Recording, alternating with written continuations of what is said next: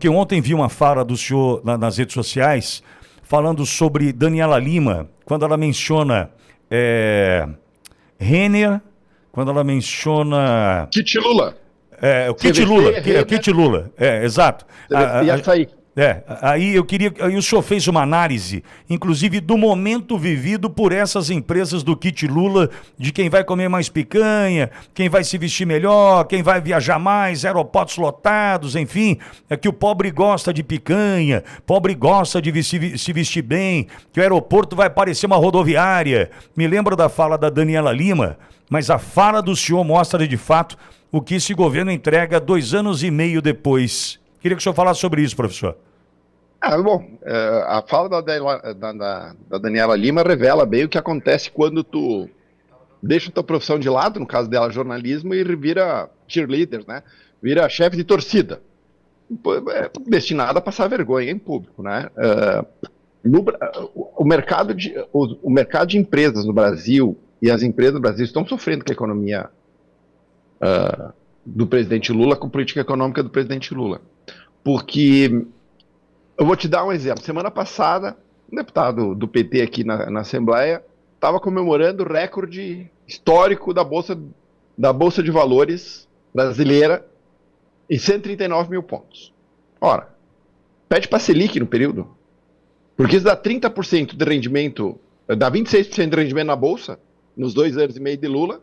Se tu tivesse botado dinheiro na Tesouro Selic, que é o título com o menor risco do mercado, tu teria tido 30% de rendimento. Sem correr o risco do mercado financeiro. Ou seja, as empresas no Brasil, no governo Lula, estão perdendo dinheiro. A Bolsa só não está pior porque Petrobras e Vale puxam para cima. Mas essas empresas, Açaí, CVC, no pobre vai viajar... As passagens aéreas, qualquer um que tenha que pegar um avião deve estar percebendo o absurdo, né? Elas quase dobraram de preço. Sim. Assim como o custo de muitos alimentos.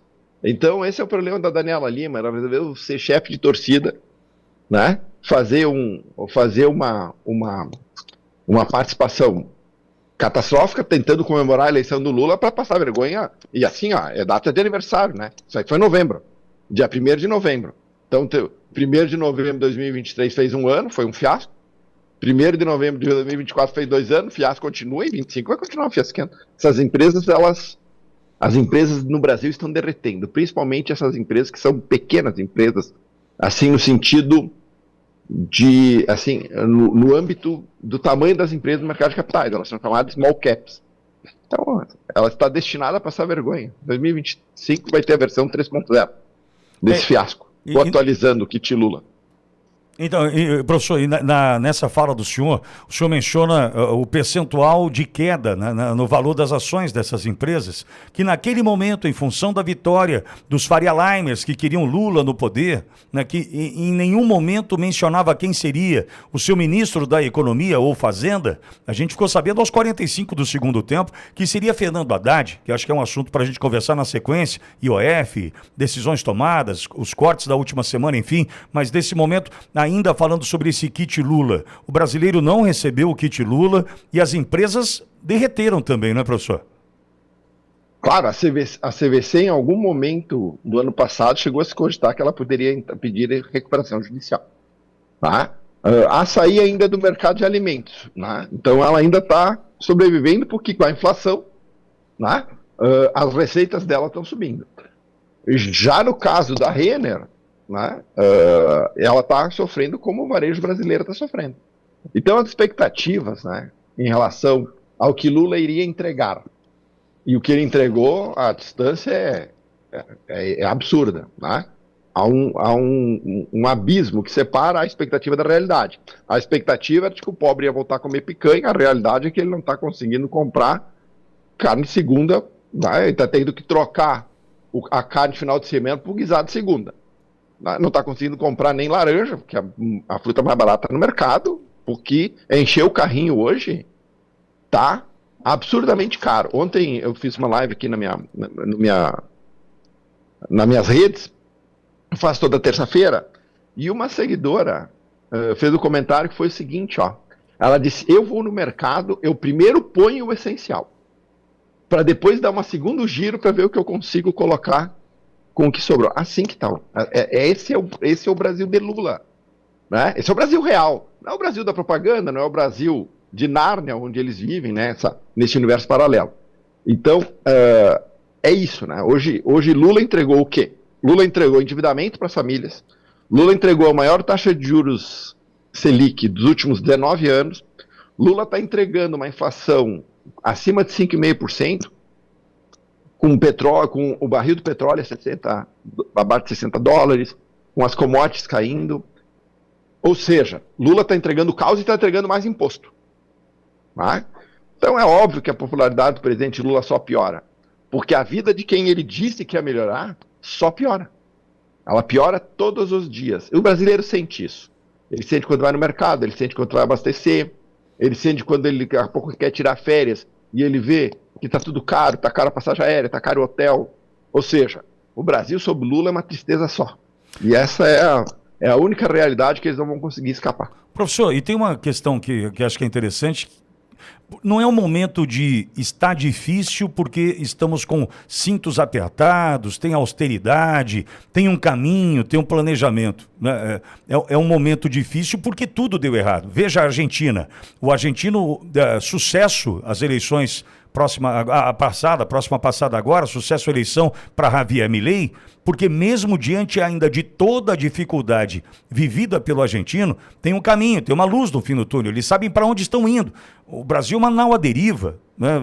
Não é simplesmente está ruim, mas vai melhorar. A sensação que nós temos é que hoje é melhor do que amanhã, simplesmente assim, porque a gente segue descendo a ladeira, né, professor?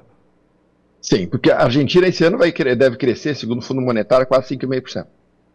Vai ser um dos maiores crescimentos, será o maior crescimento da América Latina. E isso tudo em meio a ajuste fiscal. Tá? A redução grande do Estado argentino. Nós estamos no caminho inverso. Nós só estamos crescendo um pouco porque esse governo está botando gasto em ritmo acelerado. Por isso que o Haddad está precisando achar novas fontes de financiamento para financiar o descontrole de gastos do governo. Logo, logo, o governo... Existem dois tipos de despesas no orçamento. As despesas obrigatórias, que são aquelas que não tem como não pagar. Salário de funcionalismo, aposentados. As obrigatórias constitucionais, que é a educação, o piso da educação, saúde. E as discricionárias, que o governo tem algum tipo de gerência. Quando o Lula saiu, era 85% da despesa do orçamento era obrigatória, 15% era discricionário, ou seja, ele poderia decidir. Hoje já estamos falando de 95%. 95% obrigatória. Em 2027, as obrigatórias vão ser quase 100%. Ou seja, o governo vai entrar em shutdown. É para lá que o Lula está nos levando. Certo? Mas o pior é isso, Pitoli. O pior não é isso. O pior é o seguinte. Bolsonaro fez ajuste fiscal. Entregou pela primeira vez desde a redemocratização um Estado com peso menor do que recebeu. Né? Naquilo que ele pôde, ele abriu mão de receitas, baixando impostos. Ele diminuiu a dívida. Isso o Bolsonaro fez. E ele, nesse cenário aqui, ele entregou 3% de crescimento. Foi o crescimento de 2022.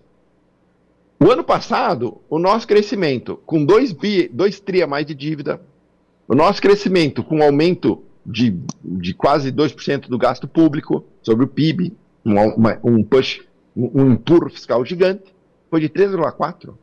Lula está quebrando o país para crescer 0,4% a mais que Bolsonaro. Isso é uma vergonha.